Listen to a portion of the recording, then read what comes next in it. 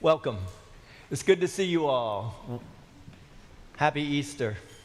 I've been thinking a lot as I have approached this day in this particular gorgeous pulpit about what I might say, especially as we live in the midst of such kind of chaotic and unsettling and fearful times right now. What does that mean for us? So we're going to talk about the resurrection because that's kind of what today is all about. Spoiler alert. We're going to talk about the resurrection, but I thought it would be appropriate, especially in light of our current situation, to look at resurrection through the eyes, through the perspective, through the lenses of a woman. Mary Magdalene. Mary Magdalene, yes, that Mary. And no, she's not about to be put into any boxes. That's not who she is. That's not who she ever was.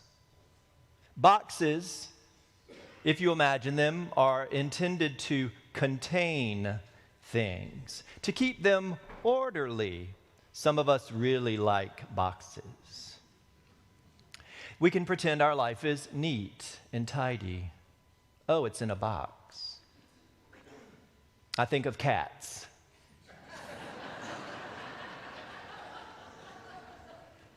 Why do they like boxes so much?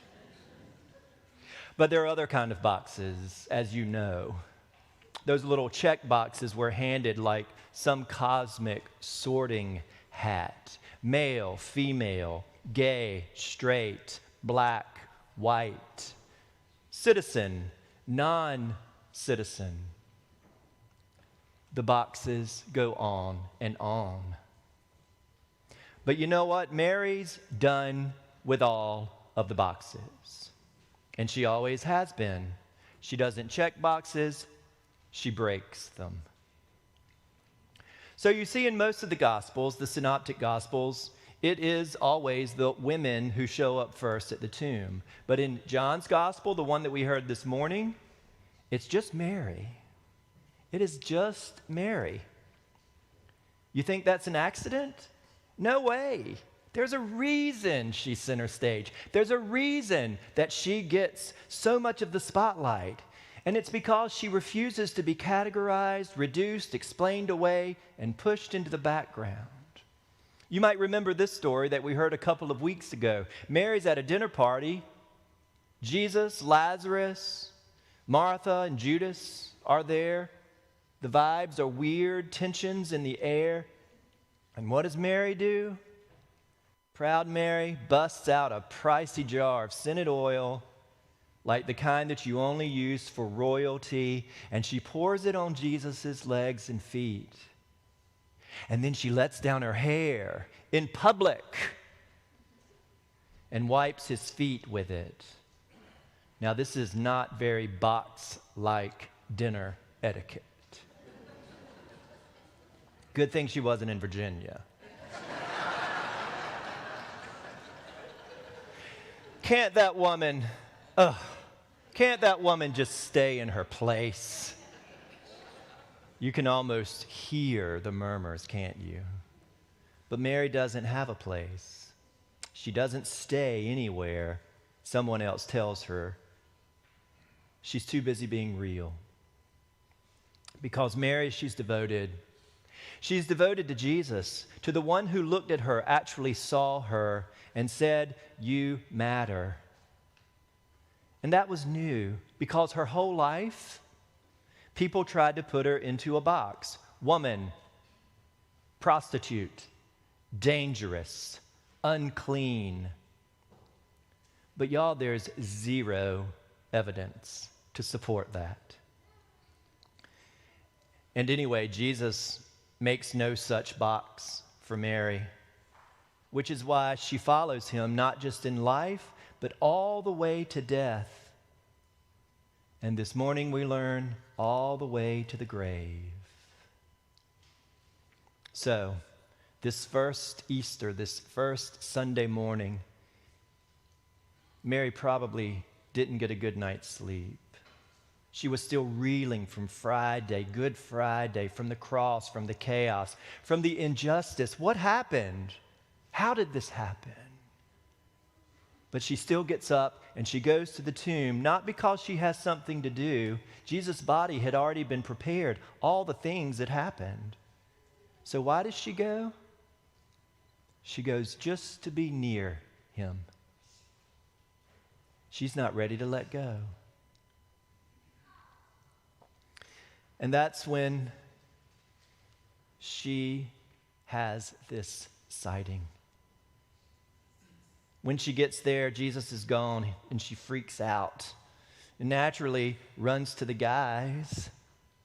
Let's run to the guys. They can help. Peter, the other disciple, maybe they can help. So these two show up, do a little recon, and then they leave. Seriously, Mary probably thought? That was a huge help. Thanks, guys. Well done. But Mary does the only thing she can do.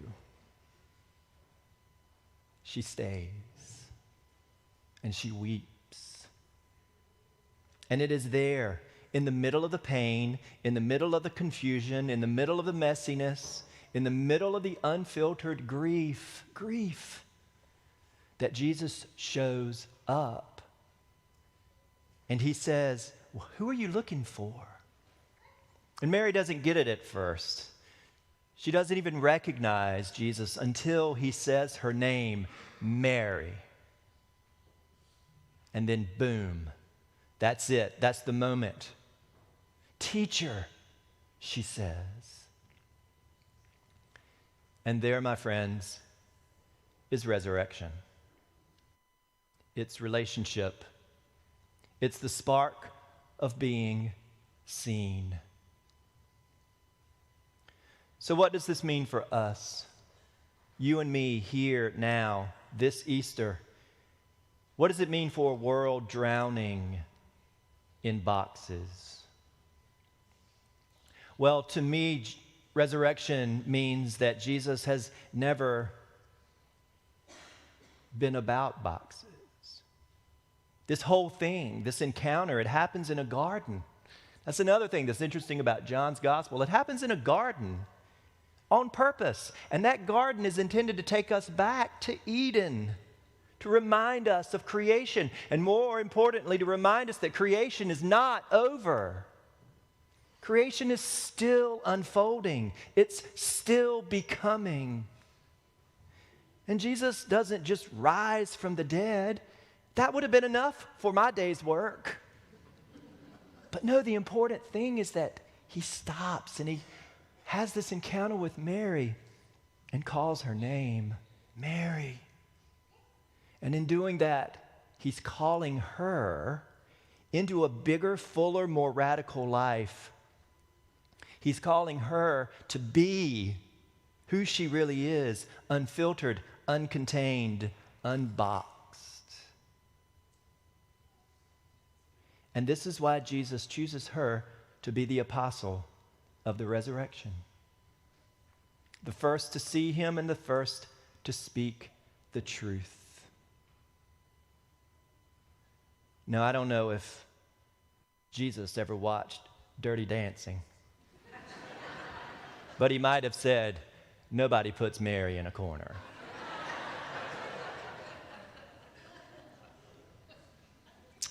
Resurrection is not about going backwards. Resurrection is not going back to the past. It's not about pretending the hard stuff didn't happen. Rather, resurrection is a movement forward. For those of you who aren't familiar with St. Paul's, I invite you to take a look around our nave here at these 14 stations of St. Paul's. They spell out 14 moments in this church's racial history, in our racial past.